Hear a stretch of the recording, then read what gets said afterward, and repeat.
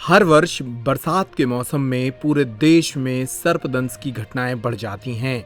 सर्पदंश के ऐसे मामलों से ज्यादातर किसानों और ग्रामीणों को जूझना पड़ता है, जिनके पास रहने की उत्तम सुविधाएं नहीं होती और आमतौर पर खेतों में काम करते वक्त इन्हें सांपों का शिकार हो जाना पड़ता है। ऐसे मामलों में इस साल और तेजी देखी गई। आंकड़े छतरपुर जिले से सामने आए हैं। मध्य प्रदेश के छतरपुर जिले में पिछले 5 महीने के भीतर ही 122 से ज्यादा लोगों को सांप ने काटा। इन 122 सर्पदंश मामलों में 2 की जान चली गई, जबकि 10 लोगों को हायर सेंटर के लिए रेफर करना पड़ा।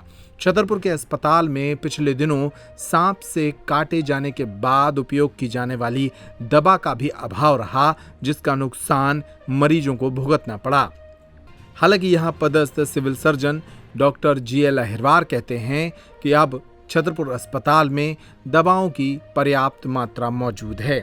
उन्होंने बताया कि सर्पदंश के जितने मामले सामने आते हैं, उसमें से ज्यादातर लोगों को हम बचा लेते हैं। आंकड़ों में देखें तो छतरपुर जिले में मई माह में सर्पदंश के 6 मामले सामने आए। जून में मामले बढ़कर 43 हो गए।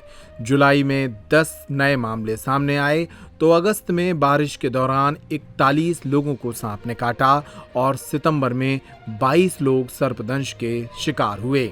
इस तरह पिछले 5 महीने में सिर्फ छतरपुर जिले में ही 122 सर्पदंश मामले सामने आ चुके हैं। ऐसे में लोगों से एहतियात बरतने और अपनी सुरक्षा का ख्याल रखने की अपील भी की गई है।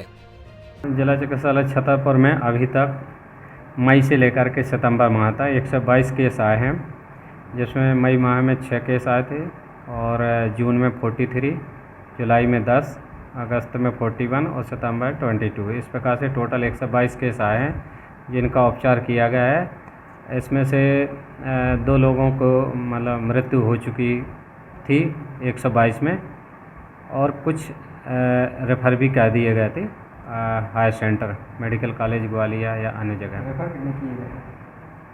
रेफर टोटल जून में 2 किए गए थे और अगस्त में 3 केस और सितंबर में भी 2 केस। जी, जिला अस्पताल में सर्पदंश की दवाई मिल पाती है, इसका क्या कहता है?